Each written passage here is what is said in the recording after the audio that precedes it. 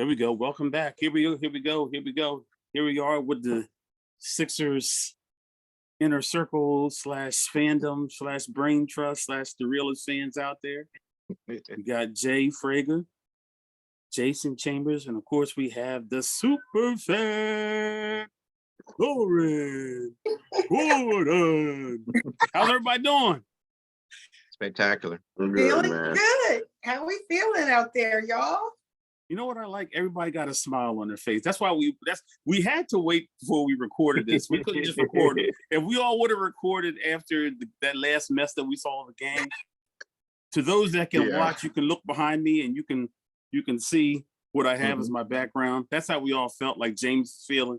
You look in the background, you see James Harden, who may or may not be back, depending on what we hear out there. We don't know.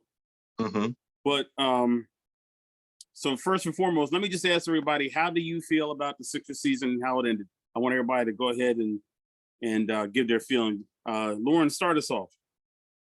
Oh my goodness. I felt as though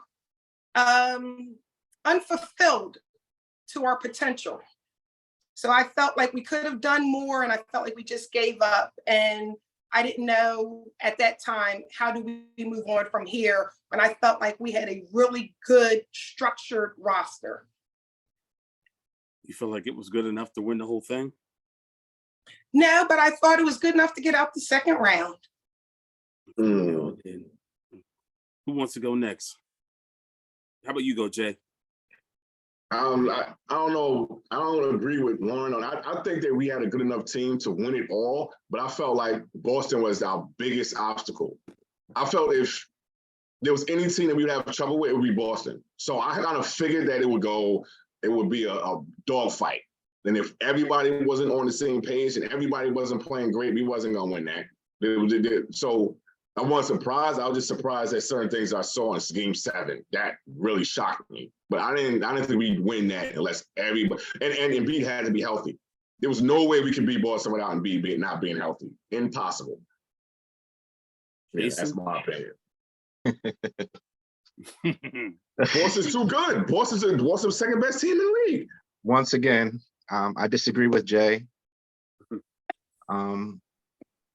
I believe we should have won Game 6. I don't even think we should have gave out Boston the opportunity for there to be a Game 7. I believe we had enough talent to win Game 6. We were up 3-2 with going home to Philly, and Tatum was having an awful game. He couldn't throw it in the ocean. Okay, before the season, we could say, okay, Boston's the better team. But the way it played out, we 100% should have won that game. No ifs, ands, there's no excuses. You're up 3-1 and you're going back to Philly. Tatum's having an awful game. Your stars got to step up in the fourth quarter to win that game. No ifs, ands, buts about it. We should have won that game. I don't care how good Boston was. That's not the way the season played out. They were played out. That's how season played. The season played out. We're up 3-2 going home. We're up 3-2 going home. We should win that game at home. I agree. We should win that game. So if we were the better team, how come they always beat us in the regular season and they had a better record? This is not the way it played out in the postseason. In the postseason, they beat us. What do you mean they beat us? They didn't play out that way. They beat us because our two stars choked at money time in the fourth quarter. They beat us in the regular season too. Okay, that's the regular season. Evidently, the postseason is something different. It wasn't something different. They beat us in the regular and beat us in the postseason. The same thing. No, we were up. No, it's not. Go ahead, Lauren. Different. Go ahead, Lauren. They beat us. How's it different? But Jay, I'm gonna have to agree with Jason. The postseason is something completely different because based off of your theory, Miami was a play-in team and they still made it to the finals. So we would have beat Miami though. We would have beaten Miami. We was a better matchup. Exactly. So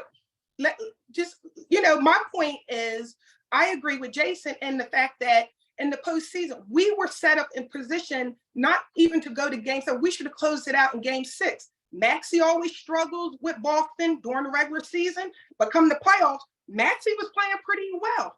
So was he? Yes. Yes, no, he was playing. Yes. So I feel like we didn't strike when the iron was hot, and we gave up the opportunity when we had it. And to me, that's a question of why wasn't this team prepared and have the sense of urgency to just close out Game 6? Well, okay. I think that if I could just, let me try to steer this thing.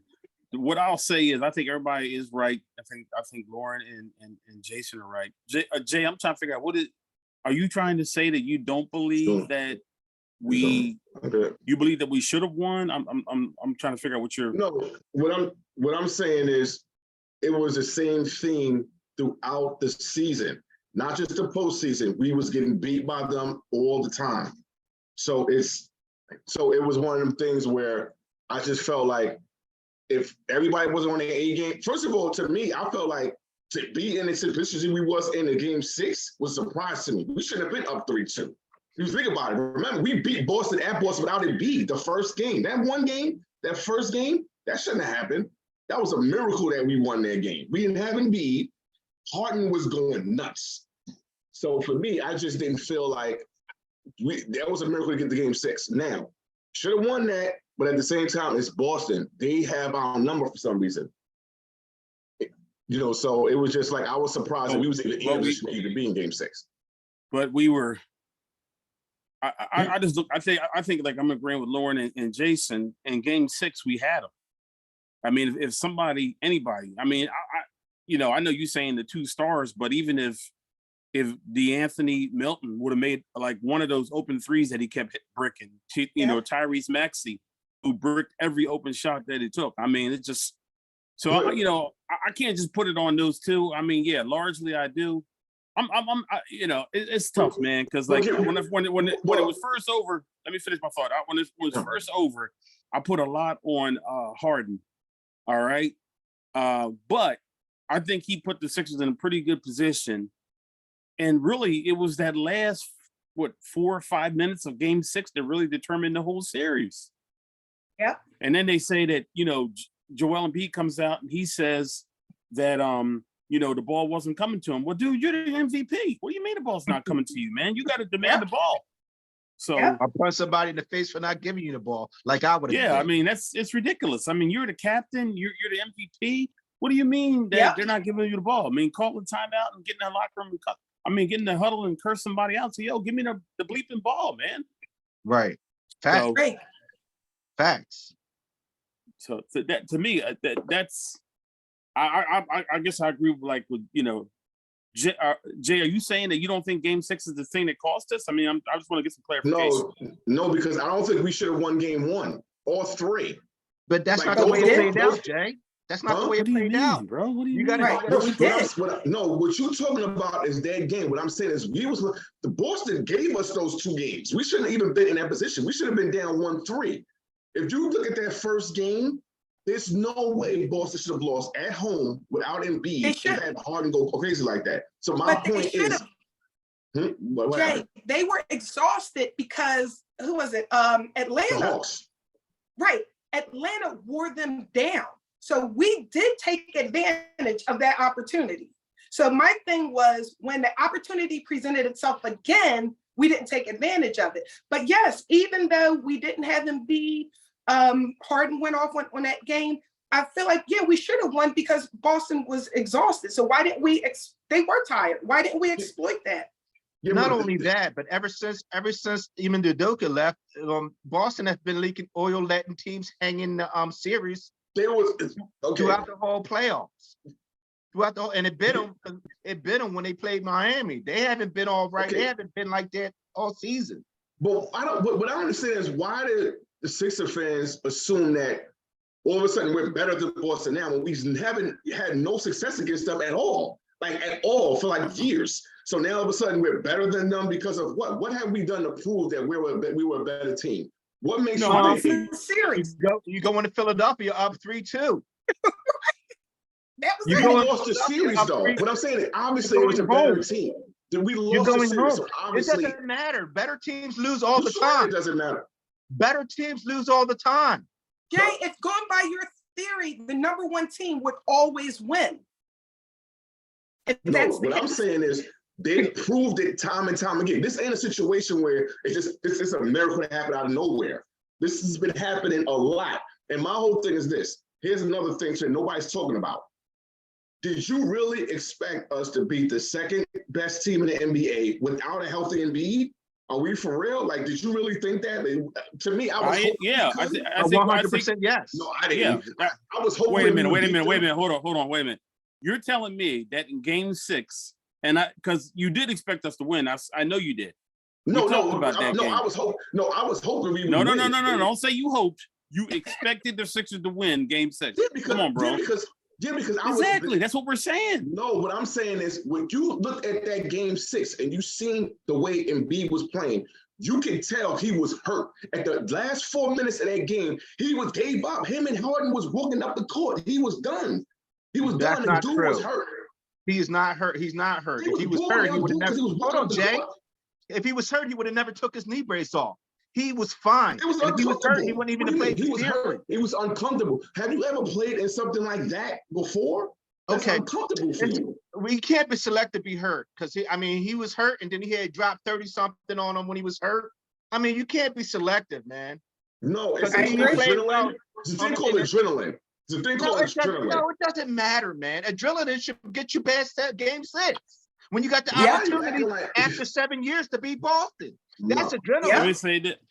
Now, in that game, in Game 5, when the Sixers went up 3-2, Joel Embiid scored 33 points. Okay, that can happen.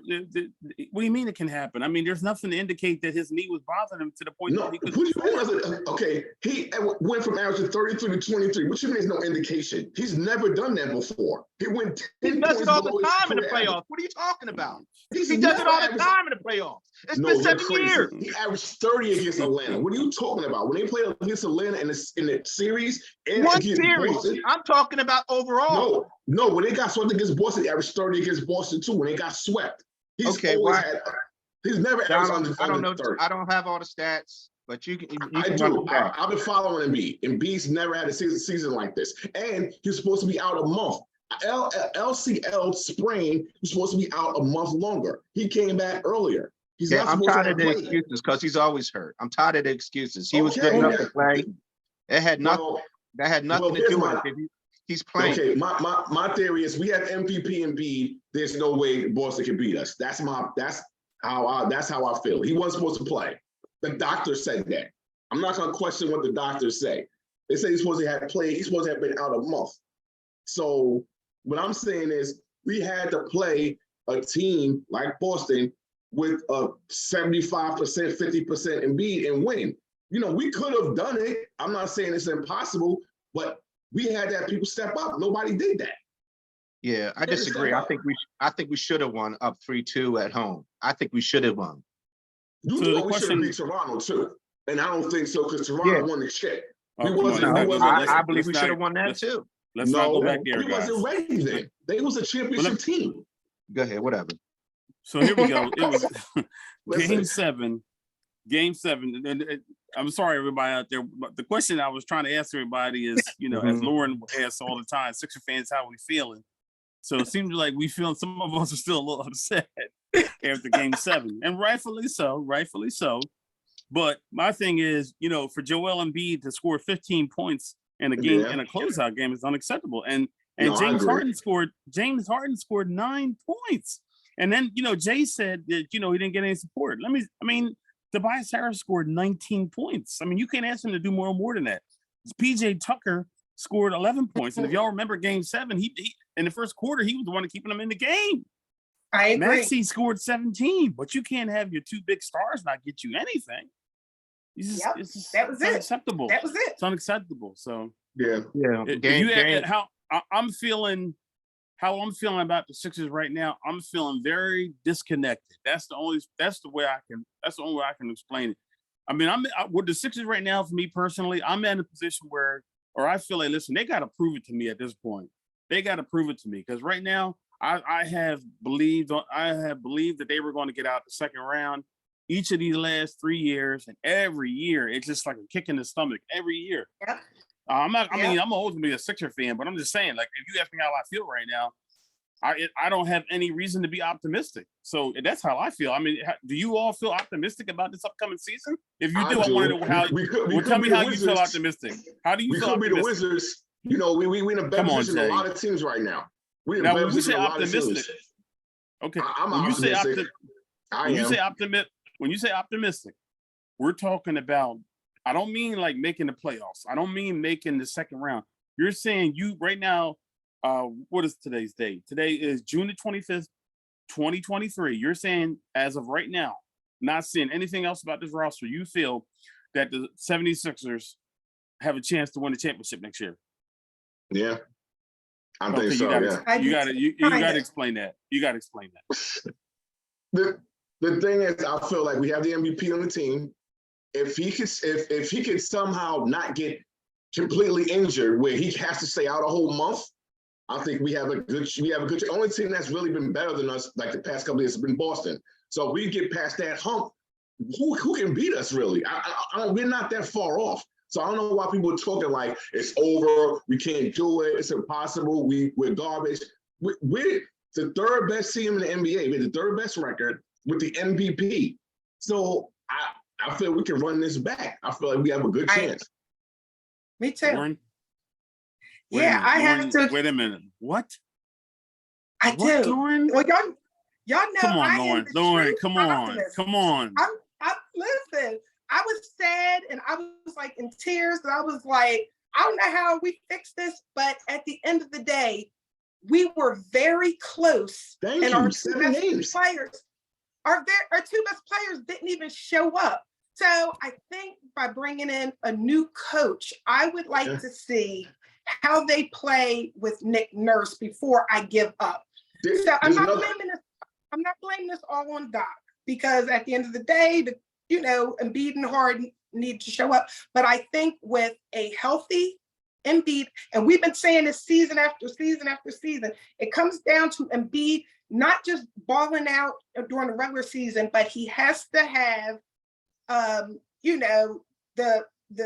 longevity into the postseason for us to get far ahead. But I think with Nick Nurse, we'll see just things being done differently. So I think that's what gives me the optimism.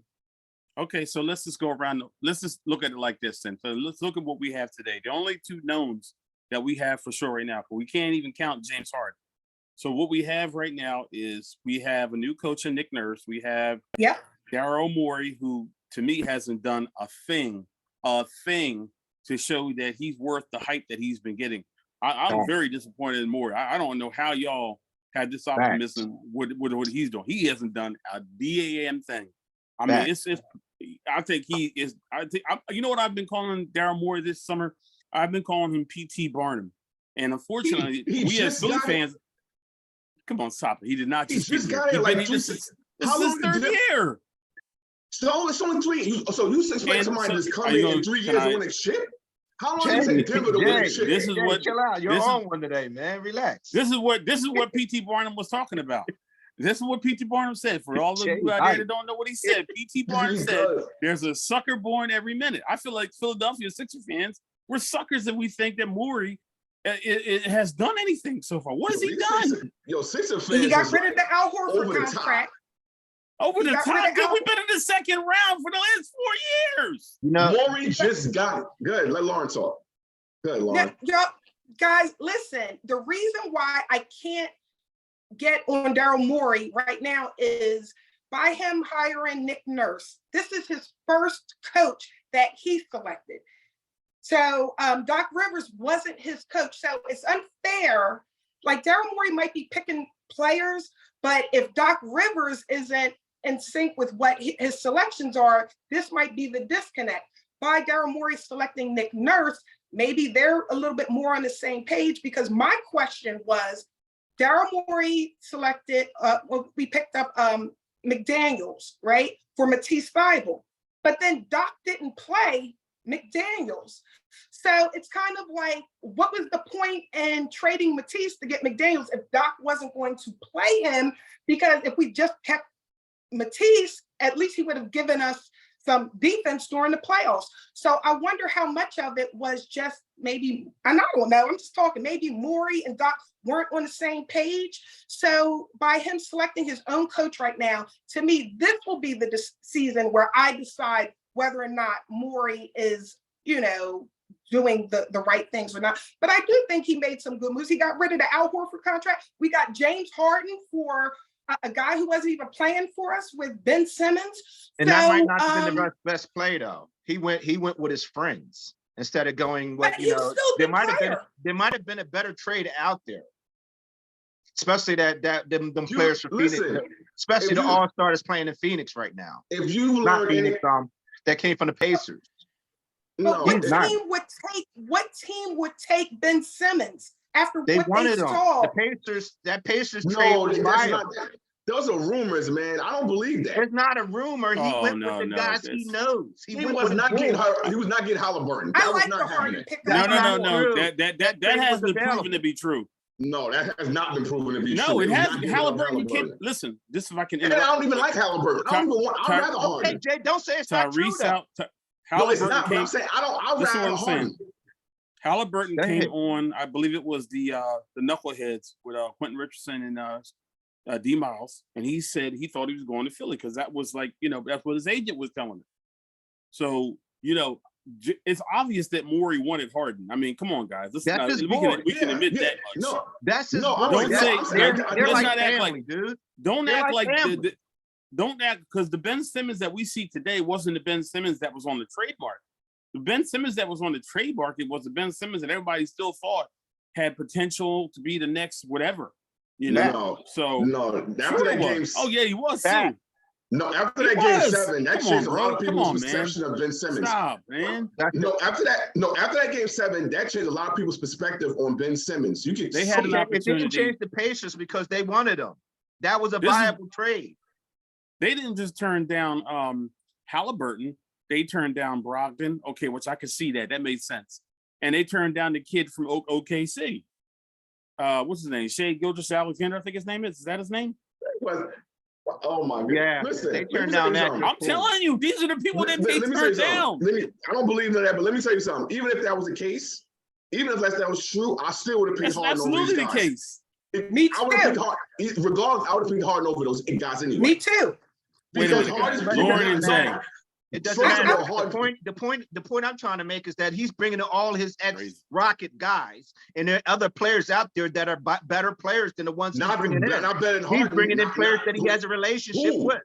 Who's out there better than Harden that he could have got? Once again, I just gave you two of them. Who? I gave you Shai Gilgeous-Alexander and I gave you Tyrese Halliburton. Are you serious? Halliburton they're younger, they're better, they're more athletic, they're not interesting. I'm going with the younger guy. Yeah, absolutely. It's ridiculous right now. I'm going with the younger guy. Halliburton and Maxey in the backcourt. Are you available? He made a mistake. We'll never know. We will never know. No, I know. I know because I haven't seen Halliburton do anything to go to the playoffs. He's an all-star. He hasn't done anything. He's an not doing all-star. anything. What are you talking about? Well, so is Harden. Regular season and he's MVP. So Harden wasn't an all-star this year. Okay, he wasn't an all-star season. Okay, you can't have it both ways. If you go on a regular season, then Embiid's better than Jokic. Because you want to go on a regular season because you saying Halliburton's better than Harden, right? Well, I said he's all-star, and there were other trades, there were other viable trades out there, and he picked his boy. Okay, he picked a better player. So let's wrap this part up here. The question was, where do we go from here? So, no, I'm sorry, that's going to be our next question. But as far as how we're feeling, just give me one word. I want each of you to give me one word of how you're feeling. I forgot even what I just said. I think I said undecided. Disconnected. That was my word. What was your word, Jay? Missed opportunity. Championship. Today you feel what? You say you feel championship. Yes. Lauren, your one word. Optimistic. Mr. Chambers. Pessimistic. Okay, hey, that's fair because I bet you if you polled Sixer fans, this from what I'm seeing and from the people that I'm talking to everywhere, I bet you that pessimism is probably 90% right now in terms of Philly. Mm-hmm. I guarantee it. So here's the question. The next question is, where do we go from here? I'm gonna go to each of y'all. Jay, you start us off. I want to know, what would you do? What should the Sixers do? Considering what they have right now, the pieces that they have to move, what should they do right now to make this team, in your words, a championship contender? What should they do? They should do that trade, because since we go off of rumors, I think we should do that trade with the three-way trade with, I think we get rid of Tobias and hopefully get Siakam. We need an athletic wing. So we get somebody, like they said, the rumor was, since we go on rumors, it's facts now. I think that we should get Siakam, give Tobias to Phoenix, and then Phoenix gives Ayton to Toronto. I think that was a rumor. So if we get Siakam, it's a done deal. Like, that's a perfect match with Harden and Embiid. I think that'll work. So try to get somebody to Tobias. So you want Siakam? Yes. Mr. Chambers, what would you do? Where do we go from here? Oh my God. Personally, I would let Tobias' contract expire, because I don't believe the Sixers are going to be able to get anywhere until they get a new face of the franchise. Because it's not about his talent, but it's not happening with Embiid for whatever the reason. Whether it's injuries, whether it's this, they need a new face of this franchise. And I think we're just going to either have to ride this period out, but I don't think you're winning a championship with this guy as your face of the franchise. In order for the Sixers to win, they need a new face of the franchise. Miss Lauren? I kind of agree with Jason, even though he's pessimistic and I'm optimistic. I kind of agree. I would ride out Tobias because, again, I want to see how he plays under Nick Nurse and what this team looks like under Nurse. And also, my concern is we're constantly rotating new players in and out, and there's no chemistry being built. And to me, the teams that do well are the ones that kind of build that continuity. I agree. So for me, I agree. Let Tobias, let's just kind of run it back, as crazy as it may seem, but under a new coach. And then I'm not saying to hold on to Tobias forever, but I think just starting out the season, let's just see how this works. And then, maybe for that next trade deadline, we get a high, some good picks and not just be desperate, which we tend to be. We tend to be emotional fans. We want things to happen like right now. My thing is, I'm good with waiting, because to me, it's going to be worth the wait. This is what I would do. I think that we have seen the ceiling for this team. I think we have seen the ceiling. I'm sorry, I do. I think we've seen the ceiling. My thing is, we have the MVP, in my opinion. Y'all probably, hey, I'm just letting y'all know what I would do. To me, I would look to move Joel Embiid right now while he's got all the trade value in the world. So you say, well, where would you trade him if you could? For me, I would try to trade him to the Pelicans for Zion Williamson. That's, to me, a guy that I would rather have for the Sixers right now. And then with the Tobias and Maxey, I might move those two to Memphis if I could for John Morant. And I would try to build my team around Zion and John Morant. That's what I would do if I could. I don't think you move Embiid to get John Morant. I will wait for something else to happen. I said move Joel to the Pelicans for Zion. No, okay. Go ahead. I don't think Zion. No, I wouldn't do that, because I think you can get Zion without this is my thing. I want a young, athletic team that can jump and shoot and run. And if you get those two guys with no playoff experience, with those two guys, you have a chance to. Now you got, instead of having the one guy who breaks down every year in the playoffs, now you got two young guys that you can build on. So that's what I would do. I can't take it. I don't think I cut you off, Donald, but you're crazy. You don't blow up my team. We were this close. We were this close. You're talking about blowing up the team, and we have the MVP. Are you serious? And then my thing is, what has Zion showed us? You're talking about injuries. That's exactly. Zion here? If Zion didn't have red flags, he wouldn't be available.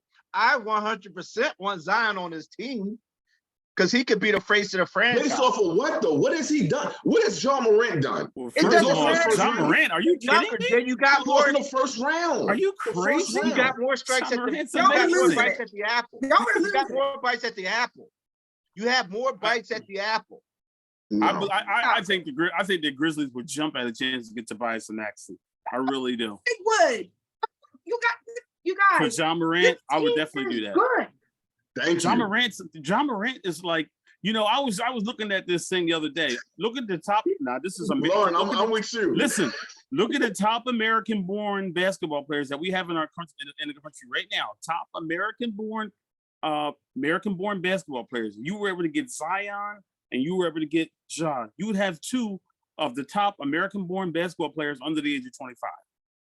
I mean, this when you're telling me you wouldn't want that? What's wrong with you? You're assuming they can play together. I believe they can play together. Well, why wouldn't they be able to play together? To being done. I want more bites out of the apple. Listen, y'all. If I can get a John Morant or a Zion, I want that. I love Joel. Listen, I love Joel Embiid. I don't hate the man. I think he's been great for us. I think, but we have to come to the reality that if we can move him for some pieces like that, you have to do it. Not now. Yeah. When would you do it then? Because he'll be like 30 next year. Once again, I think you should do it now because I've seen enough of Joel Embiid to know he doesn't, for whatever the reason, it has nothing to do with his talent. He's not getting you there. He can't get you. What has Zion showed you yet so far? You have more bites out of the apple. Wait, Zion, listen, I'm going to tell you, Zion's younger. I believe. No. I'm what has he done to prove that he can do something here? What do you mean? What has he done to show you that he can do something? He's shown that he's athletic. He's shown you that he can dominate in this league. What do you mean? He can dominate because he dominates. Are you kidding? So why he won MVP? Who won MVP then? Who won MVP? He's 30-something years old. Of course he won MVP. He's been let's be honest.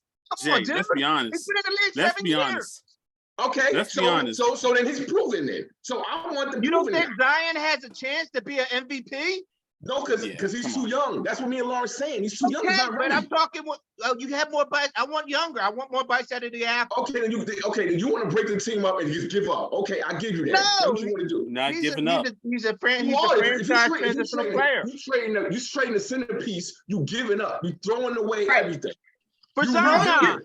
You're throwing the bathwater out with the baby. And guys, can we all agree that Embiid has improved every season?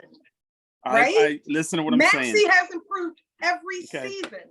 Like I said, Lauren, it has nothing to do with Embiid's talent. Why would we? We're not talking about his talent. Listen, his talent is Zion. I'm sorry interrupting you guys. Go ahead. No, I just wanted to because I don't think you guys are looking at Zion Williamson. You're like being emotional right now. You're not thinking about this. Zion Williamson averages 27 points a game. The man averages 7 points. He averages 33. Can I finish? He averages 33. 27 is nothing. You gonna keep talking? He averages 27 points, 7 rebounds, and like 4 assists a game. What are we talking about here? That's not like good we're enough. talking about getting rid of Joel. You're that's right. Not good enough. That's why you know what I said? And that's why I said the second part of that is you go out and you get John Morant. Zion 27 is not 33. His 7 rebounds not 11. It doesn't matter how skilled Embiid is or how much talent he has. He ain't getting it done. He can't get it done because he can't stay healthy. Getting it done. Zion hasn't gotten it done. It could be mental for whatever the reason. And then you look at he can't get it done. John Morant. John Morant. His athleticism is off the charts. 22 points, 7 assists, 5 rebounds a game. What are we talking about here? What did he do in the playoffs this year? What did he do in the playoffs this year when he played the Lakers in the first round? Jay, I want more bites. I want more bites out of the apple. Embiid's done, dude. He's done. I'm not saying that he's done. That's not my stance. My stance is that John Morant is 23 and Zion Williamson is 22. If you can get those 2 ball players right now who need some rehabbing, who need to be in another city, listen, I think Philadelphia would be the perfect place for them. And at the same time, if you send Joel to Memphis, to the Pelicans, now the Pelicans are a team in the West that could possibly win the whole thing. And then if you send Maxey and Harris over to Memphis, hey, that makes Memphis a really viable team. And you can get rid of the headache, John Morant. Let's bring Job and Zion to Philadelphia. And then, what I'm going to do? I'm going to put a poll in the attached to the podcast because I want the fans out there to listen and vote on. Do you think, if it's possible, that the Sixers should go get John Morant and Zion Williamson and trade Joel Embiid, Tobias Harris, and Tyrese Maxey? I would do it in a heartbeat. Oh my To me, if God. Morey is the listen, if Morey is the general manager that you all tell me that he is, that the world keeps telling me how great that he is, how ingenious he is, that's the move that he needs to make this team a championship contender. Period. I agree. Donald, you don't give up that MVP and Tyrese Maxey for John Morant and Zion. Well, first of all, Lauren, Jay doesn't even like Tyrese Maxey. I don't like Morant and Zion either, though. No. You don't like Tyrese Maxey. Keep it a buck, brother. Keep it a buck. Listen, I am. But remember, I'm big on resume. I told you that. I'm big on resume. You got to prove something in the NBA for me. I got to look at what she's done. I had 7 years of resume on Embiid. It's not happening. Me too. MVP, going to playoffs, second round every year. Not happening. No playoffs. No playoffs. No it's playoffs. Not happening. It's like not I said, happening. I see the body of work, and these guys haven't done nothing. It's not happening. Well, that's your opinion. You can't get it done. It's not happening. So, if you saying you can't get it done, what if Denver would have gave up on Jokic and said, "Okay, you lost last year in the first round. Let's just He ain't Jokic. He's not Jokic. Jokic ain't no. Jokic don't pitch up in the playoffs. He's not him. Obviously. Okay, can I finish? Listen Like I said, Lawrence said a good point, Jay. Like Lawrence said, it takes time. It's chemistry. You can't just. It's not about chemistry. It has nothing to do with his talent. He has all world talent. Mentally, he's a midget. No, he didn't have hard for what, 2 seasons? I'm not talking, Jay. Mentally, he can't get it done, dude. Okay, so why didn't Jokic win last year? Why? Because Murray was hurt. Murray was hurt. Player. Thank you. So how long he had Murray for? About 5 seasons, right? You over here building the case? State your case, brother. I'm saying my case. He had chemistry to build with Murray. That's how they won the championship. It takes years. You don't just go overnight and win. No. So what I'm saying is give Embiid Harden for another season. Let's see what happens. Let's not give up after 2 seasons. I'm not saying give up. I'm saying it's not happening with him. You need. How do you know that after 2 seasons? It's not happening with him. Okay, he's not Jokic. Jokic. They run their whole offense through Jokic. He has the ability to get other players involved. His basketball IQ is off the charts. He's not a ball stopper. He gets his other team involved. They're two different types of players. He took 8 seasons to win a championship. It doesn't matter what it is, Jay. For whatever reason, it's not happening with Embiid. You don't know that. It takes time. What I'm saying is Jokic took 7 to 8 years. I know. I can comfortably say I know this guy can't get it done because I have 7 years of data to see what he does. I have 7 years of data too of Jokic. She didn't win since 8th. Listen, Embiid ain't better than Jokic. That's your opinion. Hey guys, listen. That's your opinion. Here's the thing. I don't think so. So let's just recap. Let's recap. The question was, where do we go from here? My solution is to blow it up and trade, much as y'all love him, and much as I love him. I love Joel Embiid. I really do. I think he's fantastic. Right now, I would say he is the top 5 all-time Sixer. But at the end of the day, we're not going to win a championship with him. And it's better that we realize that today than we realize 3 years from now. Not just his injury. Listen, because here's what we know about Joel that you all haven't addressed. Matter of fact, Jay has, but you know, this is another reason I would trade him. You say you're big on track record. The track record is that every year in the playoffs, every single year, he will be hurt.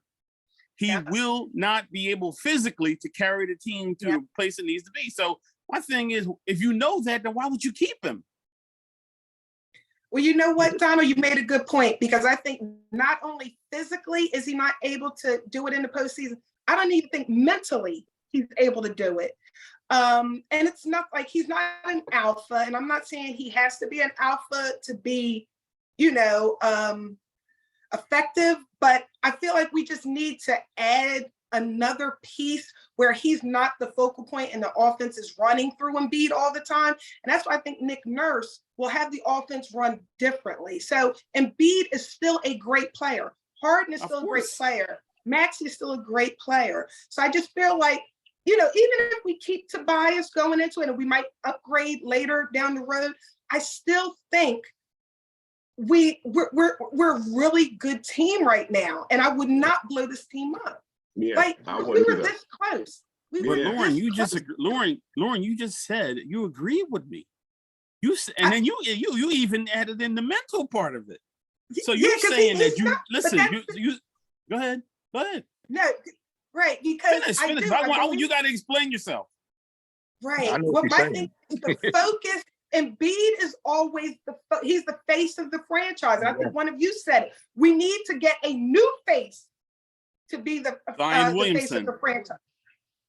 Oh gosh, not him. But I just feel like we're trying to make him Embiid somebody that he's not. But he is. I can't believe y'all are sitting there telling me two of the best young players in the NBA, and y'all are acting like I'm offering you like trash. Are you done anything? I don't want a guy who hasn't done anything in the NBA yet. You got to prove to me what has Joel done? What has Joel done? Zion. He's won an MVP. He's been in the playoffs. That doesn't mean anything, Jay. You're giving too much credit to this MVP. That MVP means nothing, man. It's a popularity contest. No, it's the best player in the regular run it the past 3 years. So I don't care about Zion done? Can he win an NBA Finals MVP, Jay? What Zion has done? What has Zion done? Zion, when healthy, has shown you that he is one of the most physically gifted players to come into the league. Yeah, you're right. But guess what? One is younger, and one is older. So you're going for the future then. You're going for what can happen later on. I'm going for 2023, 2024. I'm going for if you have a chance to grab Zion Williamson and John Morant, and I believe both of those guys are available. Yeah, I really do. If I'm rebuilding, yes. If I'm doing a rebuild, that's not a rebuild. That's what they call it. Rebuild anyway. You're not winning with Embiid. You're not winning with them unless you get a different face of the franchise. And he's not going to allow somebody. Hold on, he's not going to allow somebody else to come in here and be the face of the franchise. He's not going to allow that without him asking for out. It's just not going to happen. Why would you want somebody to be? First of all, you average at 33 a game. I'm the man. Matter how much you average, you can't get it done. According to who? You're a stat guy. He's not for whatever the reason. He can't get it done. According to you. I agree with both of y'all. My question is, Jay, I agree. Everything you're saying is spot on. Jay, everything you're saying is spot on. Donal, I'm not agreeing with you with the whole Zion. But my point is, listen, let me just say this. My point is, I'm not saying not to trade Embiid, but why would we do that now? Can we wait another season before we have this conversation? That's what I'm saying. In my opinion, this is what I do agree with Donald. You got to strike when the iron is hot. There might not be red flags later on. You don't know when these young guys are going to get it together. Right now, there's red flags, and they're available right now. There's enough red flags to say, hey, we want to get rid of Zion. I know they want to get rid of Zion. There's enough red flags to say, hey, if they were offered Embiid or a trade they like, you can get him. He wouldn't be available if there wasn't any red flag. So what you saying is, this is what I'm trying to hear you say. You would trade a MVP guy that's 29. He's still young. It doesn't mean that MVP only means something to you. It doesn't mean anything to me. Okay, let me finish my point, please. You want to trade a guy's prime, 29 years old, MVP, for a guy that has red flags? 100% yes. If it's Zion Williams, yes. 100% yes. 100% yes. And I believe that I would never want a red flag. After what Ben Simmons did, you still want some guy with red flags? Yeah. And listen, you didn't learn from that Ben Simmons situation? Because I've seen enough of Embiid to know he can't get it done. But doesn't Embiid have to ask out? Like, I don't think we can just trade Embiid right now. Can we? Well, yeah, we don't have a no trade. He doesn't have, yes, thank you. We don't have no trade. Get up out of here. No, we don't have no trade. Not that I know of. No, we can check. You don't have to ask. They can, they can move him. But listen, this is a great discussion because it leads into my next question, which was stay or go. And of course, you see him in the background behind me. James Harden, stay or go. Now I know from looking at Jay Fragher's post for the last couple of days, he has somehow, some way talked himself into believing that James Harden should stay. Yes. Jay, the floor is yours. Please tell us how you come to that. Well, first of all, James Harden is proven He's proven he can go out there and dominate in the playoffs. He's shown it. I mean, he has bad games, yes, but as a number 2, he's shown he can get 40 in a game. He's proven that he can play. He's led the league in assists. He's a great point guard. He's a great facilitator. I think, and he's a good mentor for Maxey. So for me, I want him here. And he makes Embiid better. Like, I think he's a big reason why Embiid won MVP. I think he's like one of rare players that can work well with Embiid. So to me, I want him to stay. Like Lauren said, let's give him another season. They only played 2 years together. Give him another year, more chemistry, like Murray and Jokic. Give him some more years, and then I think we can do something with that. I like Harden. I think he can do it. And this is still a star in the league. He still can put up. He can still do his thing. So I'm good with him. That's my opinion. Lauren?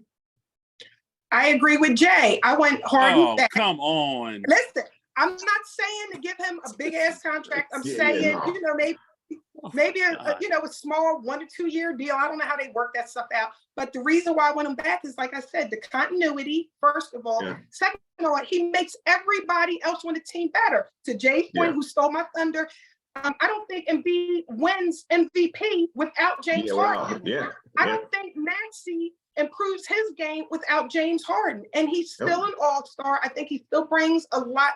And he sees that floor like nobody else out there. So he might not have the lift and the legs to do it night in and night out. But I still think he has a very high basketball IQ.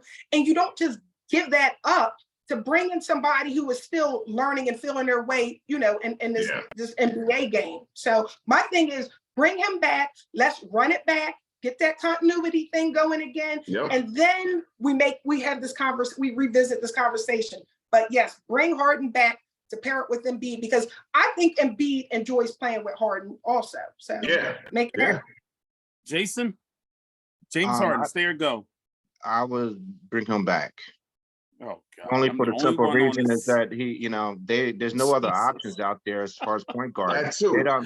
Oh my God! Listen to me. Halliburton's not available, dude. Unless you can give me somebody viable that can place that's better than him as a point guard, I wouldn't trade Harden. And I 100% believe he's not the reason we lost. I don't believe that, because I don't believe Harden's the best player on his team. Embiid's the best player on his team, and he's the one that has to carry over the hump. Yeah. And he's not doing that. But there's no other viable option. You just got to ride this out. We either got to ride this period out, or we got to get another face of the franchise. Well, I think all three of you are crazy. Respect. You are absolutely out of your mind. Who would you replace Harden with? James Harden. You want Harden going? Let me hear. I gotta hear it. I can't even believe what I'm listening to. Like, what more do you all need to see from James Harden? I mean, this is crazy to me. It's crazy that y'all would bring him back. What did he have to win 4 games? The man, do you realize that there reports that the man showed up to that game 7 hungover? Once again, did he have to win 4 games for them? No. Don't gloss over what I just said. Address what I just said. That he showed up for a game 7 in Boston hungover, and his game reflected that he was feeling. We listen to everything on media, man. We listen to everything. I'm just telling you, they're down there all the time. We're not. Let me get another point before y'all come back at me. And then let's talk about this. That in the last 2 years of elimination games, James Harden was clearly the worst player on the court. Clearly. He was out of gas, and it flat out looked like he quit. He wouldn't even shoot the ball. He wanted no part of the ball. So I'm trying to figure out where, I thought this was Philly. See, this is why I say, to go back to my last point, this is why you got to re-kick this whole franchise, because we keep thinking that we can run out this same old nonsense and get somewhere. Ain't no way in the world you can tell me that a team led by James Harden and Joel Embiid is better than a team led by John Morant and Zion Williamson. I refuse to believe that. I just don't believe it. I don't believe y'all cannot convince me that you would rather have James Harden at 35 years old and 300 pounds and Joel Embiid on 2 bad knees, 2 bad eye sockets, and whatever other injury he's going to get this year. And y'all going to tell me that that's what you, and then the rationale that I'm hearing from y'all is that James Harden helped Joel Embiid win MVP. As Derek Coleman once said, what the damn do? Are you kidding me? Are you kidding me that that's what y'all going to give me as a rationale for keeping James Harden? He made Joel Embiid the MVP? That's ridiculous. Donald, do you realize we wouldn't have even gotten as far as we did in the playoffs without James Harden? That's what I said. I disagree, Lauren. I disagree. And 2 games. So Donald, I have to agree with Lauren on there. James Harden won. He won 2 games for him. What do you know why I disagree? Go ahead.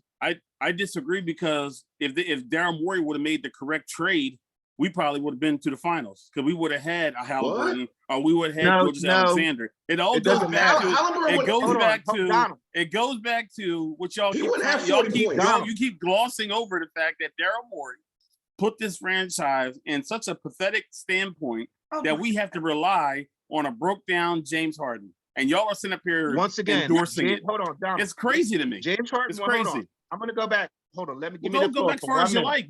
It's going to go back to that trade. Give me the floor for 1 minute. Hart won 2 games for him, and the other one was a blowout with Tariq Maxey and Joel playing great. They played a great game. It was a blowout. He won 2 games for him. What do you expect for him to win all 4 games for him? Why can't your MVP win 1 game for him? Why is it okay for James Harden to score 9 points? He won 2 games for him and shoot 3 for 9 in a closeout game. 2 games for them. And you can yell as loud as you want, Jason. No, but you cannot score 9. Yell as loud as you want. Yell as loud as you want. Listen. The man shot 9 points, scored 9 points, and he won 3 for 9. Look behind me if you don't remember. Look behind me. Stats are right there. Take a look at it. I put him up there so you can see it. 9 points, 3 for 9. In a closeout game. The man is allegedly a top 75 player of all time, and that's what he did. What did Embiid do? He's not. James Harden's not the best player. I don't care about just. Listen. Listen. James Harden is not the best. Listen. Did you not hear me say that I would trade Embiid? I'm not the guy here. Listen. I don't have my. Listen, Jason. We're not talking about trade. Listen. We're talking about. Jason, listen for a minute, Jason. Jason, listen. I don't have my Embiid pom poms. I don't care about these guys like you seem to as much as you care about them. I care about this team winning and going forward. And you're not going to win with Joel Embiid, who's perennially hurt, and you're not going to win with James Harden, who is a perennial choker in the playoffs. You're not going to win with Zion either. I just don't see it the same way you do. I agree with what you're saying. Yes, you do, because you do see it with me, because you disagree with me that we should go out and go Ja Morant and Zion Williamson. You literally said that. Do I have to rewind the tape for you? I'm saying I would do it. I'm saying I would do that. Of course you would. If that trade's available, I would 100%. Of course you would, because you know that James Harden is going to choke. I would 100% do that, and it has nothing to do with James Harden because I don't believe. Oh James my God! Harden Stop! Yes, you would. I'm sorry, guys. Who's next? Go ahead, guy. We got off track. Somebody pick it up.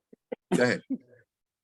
Jay Fragher. Jay, are you admit that I'm right? It's so much with your head in your hands. Huh? There's so much to unpack here that this is ridiculous. First of all, Harden did have explosions in one series, 40-point games, 45. Like Jason said, he's not going to win. You can't expect him as the second sidekick to win 4 games for you. It's not going to happen. That's not his job. That's supposed to be MVP. So I'm not blaming Harden either.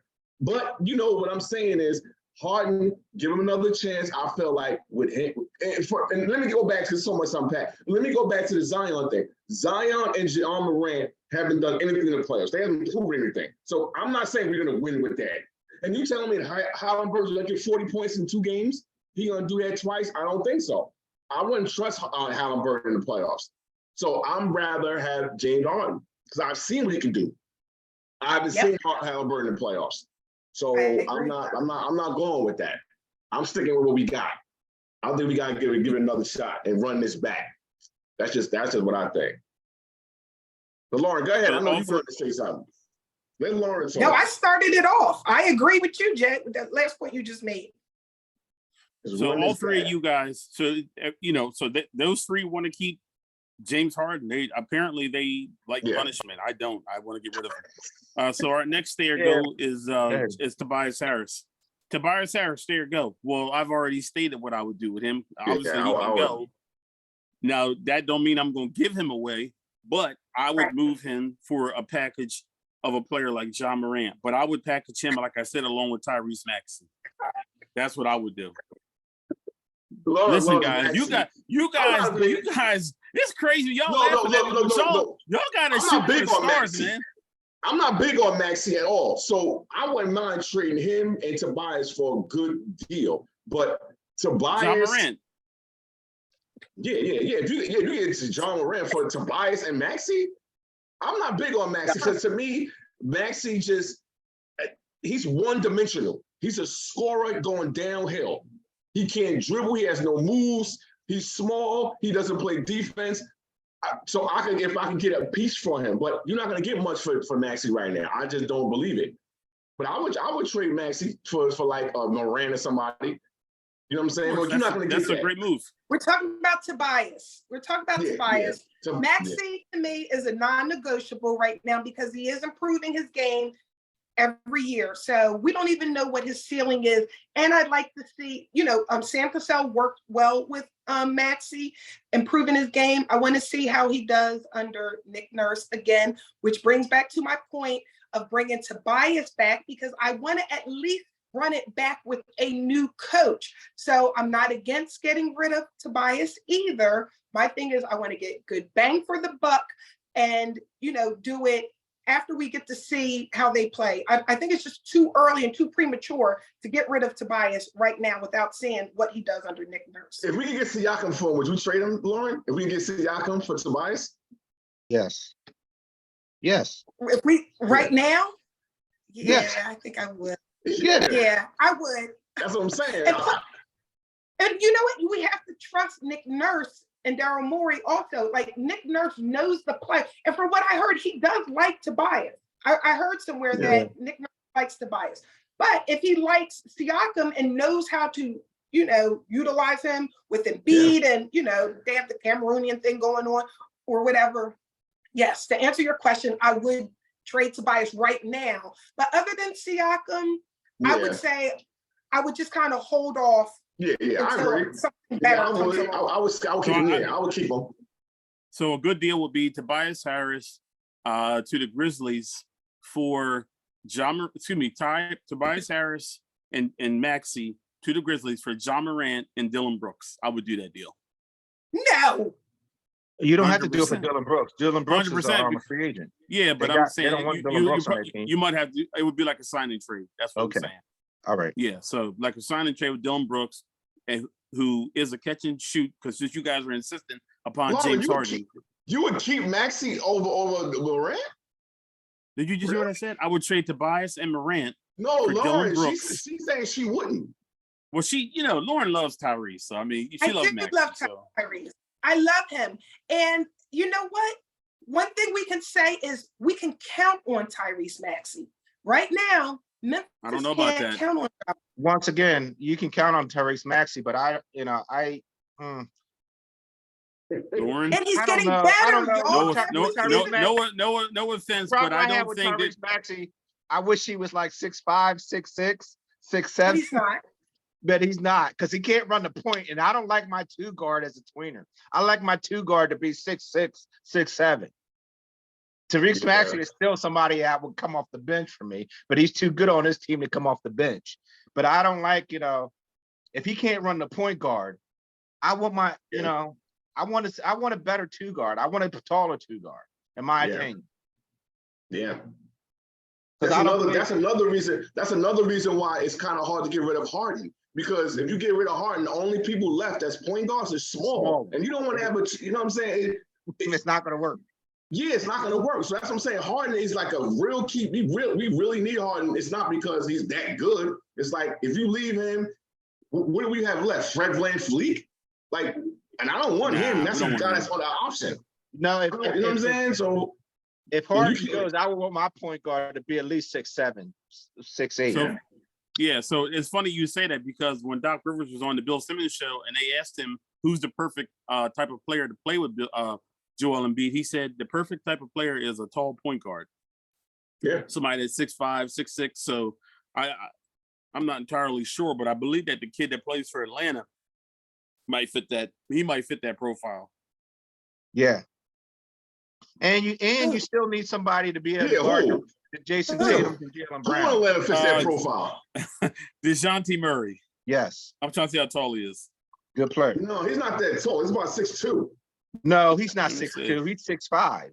No, he's not. Oh yeah, he's perfect. He's 6'5". Is he? Oh, So he's 6'5". Now, if I was, hey, listen, if I was able to finagle something, hey, maybe you do some kind of 3-team trade and bring Murray up here. Maybe send James back to Houston where he belongs, and maybe we could get Murray. I'd be willing to do that. No, and I'd have Murray and Murray's not better than I would be Harden. okay with Murray and Maxey in the back. Yeah, you're worrying about who's playing the better. Well, you worried about who's better than Harden. We're not. You know, we know James Harden's a really good player. We know this, Jay. We're trying to build a championship team. No, I get it, Right.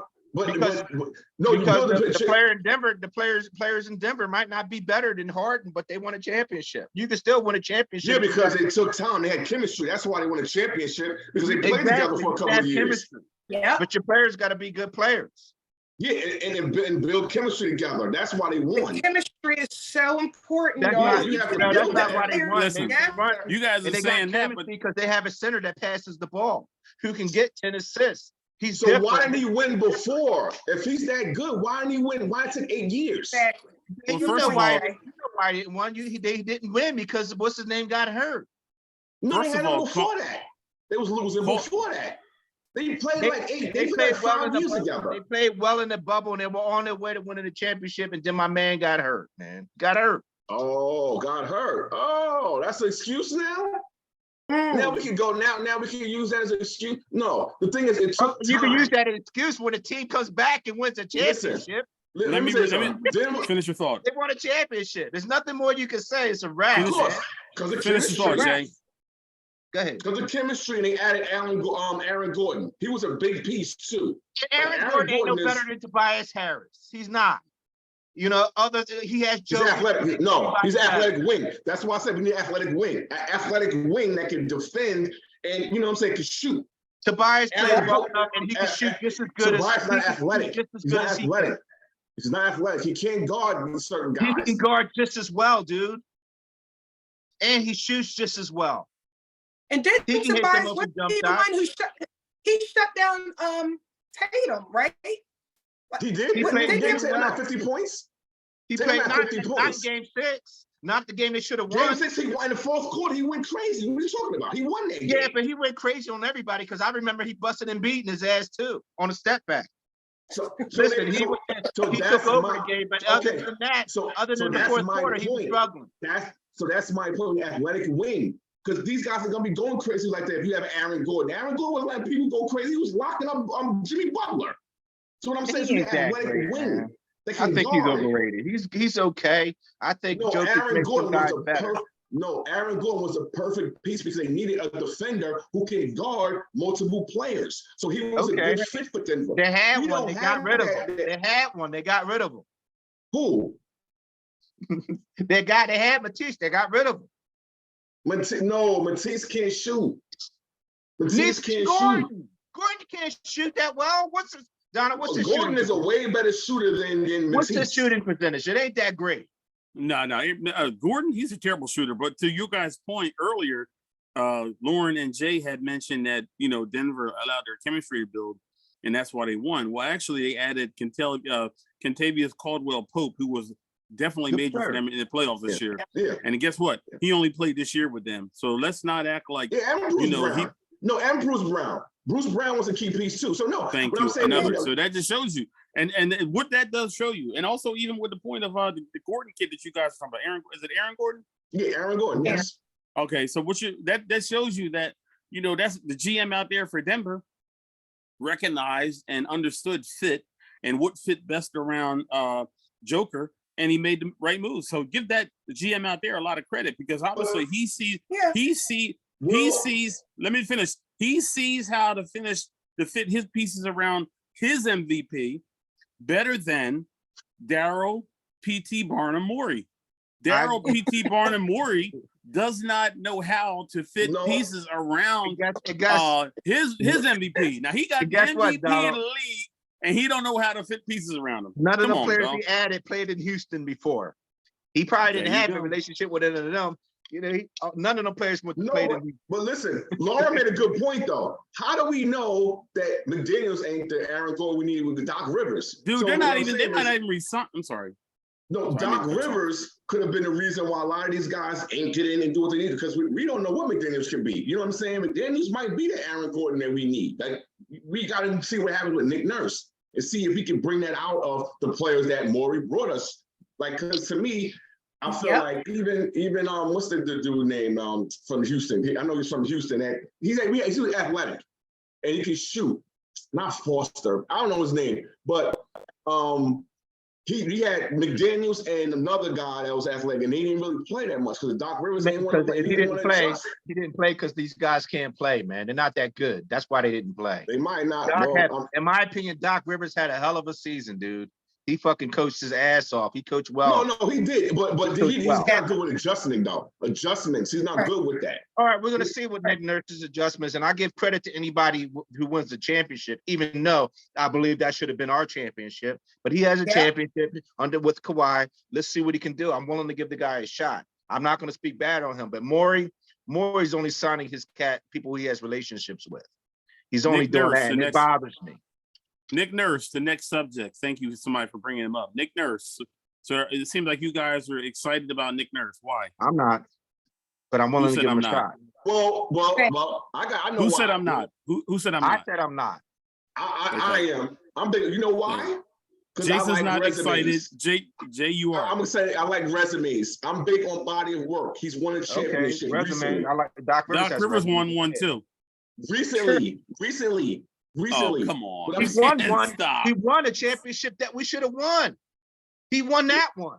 What do you mean? All right, let's not. Come on, guys. Come on, let's not rehash that one. Go ahead. Yeah, then we should have won, but he won because he's a better coach, probably, right? I mean, no. he won the shit. I just felt like we needed to do something different because the definition of insanity is doing the same thing the same way and expecting a different result.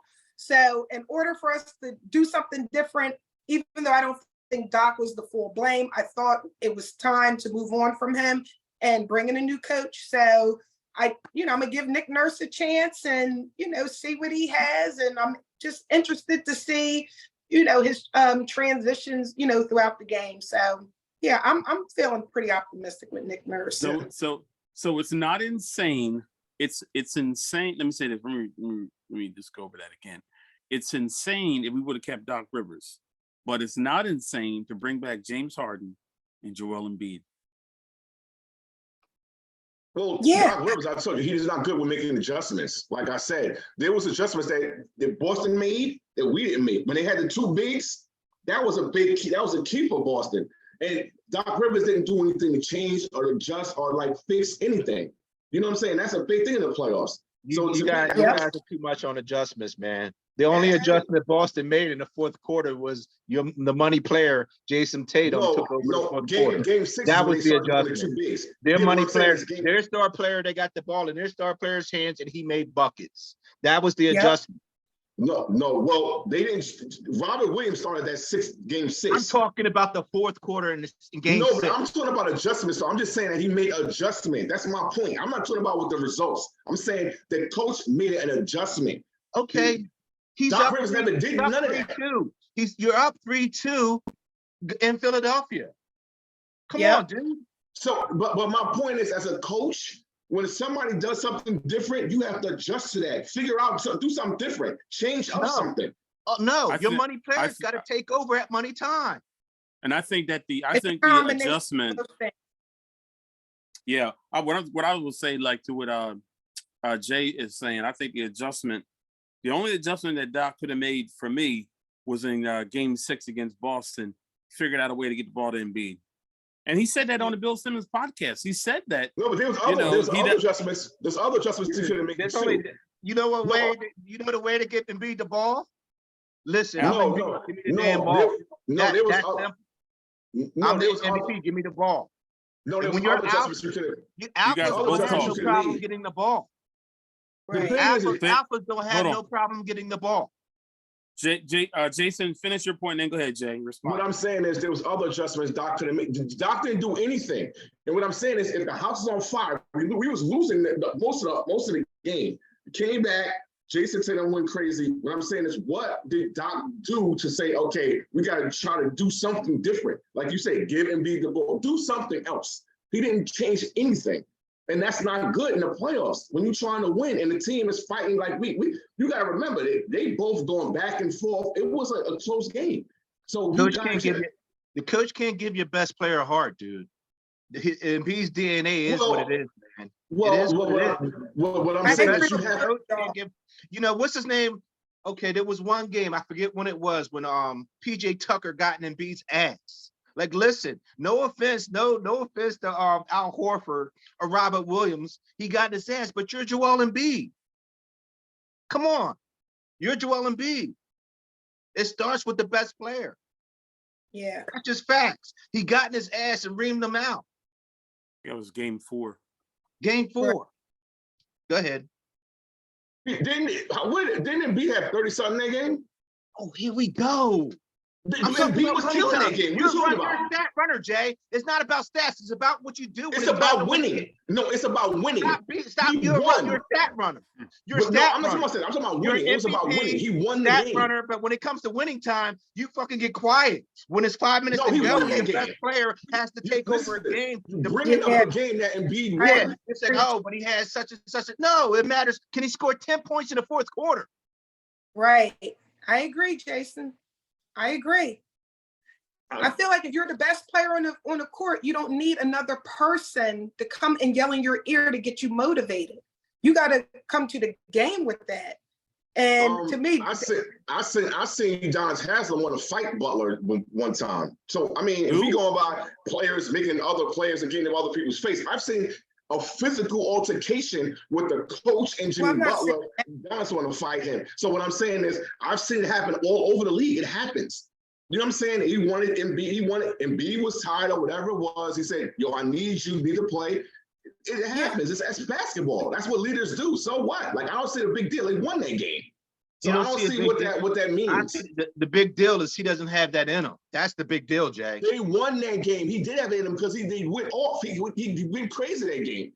You don't understand what I'm saying. I don't think you ever because we won. You got these big blinders. You think he's that guy. He's not that guy. He's not that guy. Okay. You're back. You're talking about Embiid? Yes.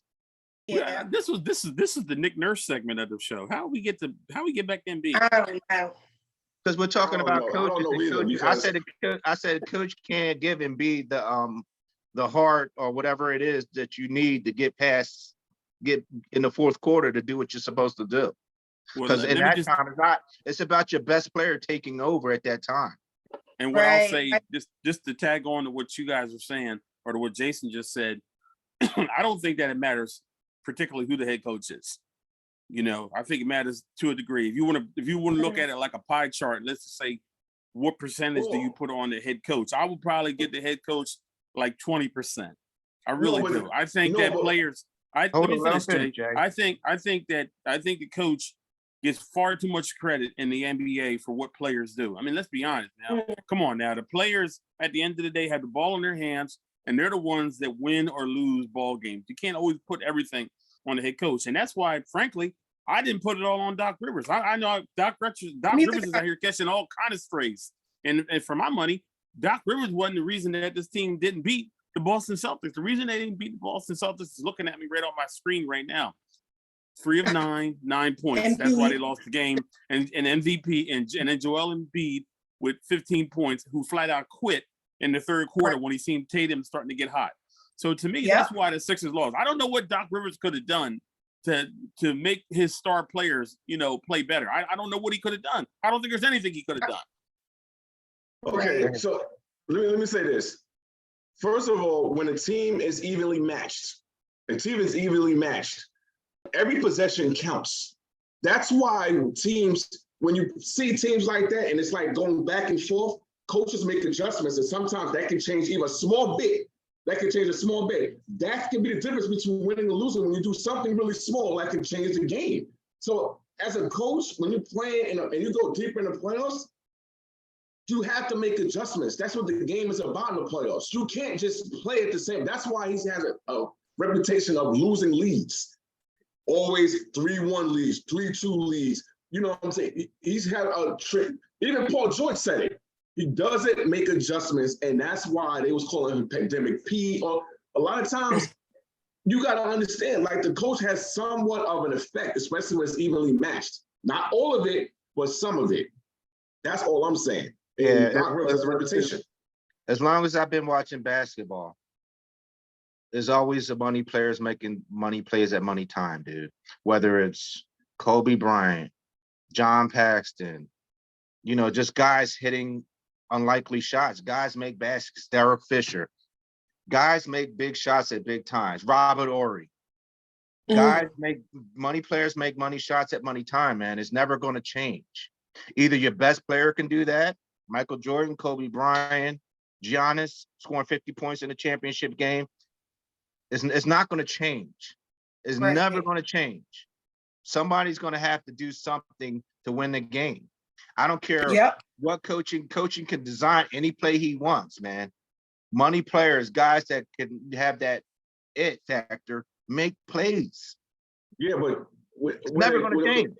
No, in the playoffs, I'm telling you, it's a possession thing. It's a possession thing. So every possession matters. So when you play in a team, and I'm telling you, the games is close, you can make one bad decision or one adjustment that can change something. I'm telling you, you can put a guy in that nobody knows about, hit a big shot, and then that can change the game. Like one shot, that can change a lot. So like Hart made two of them.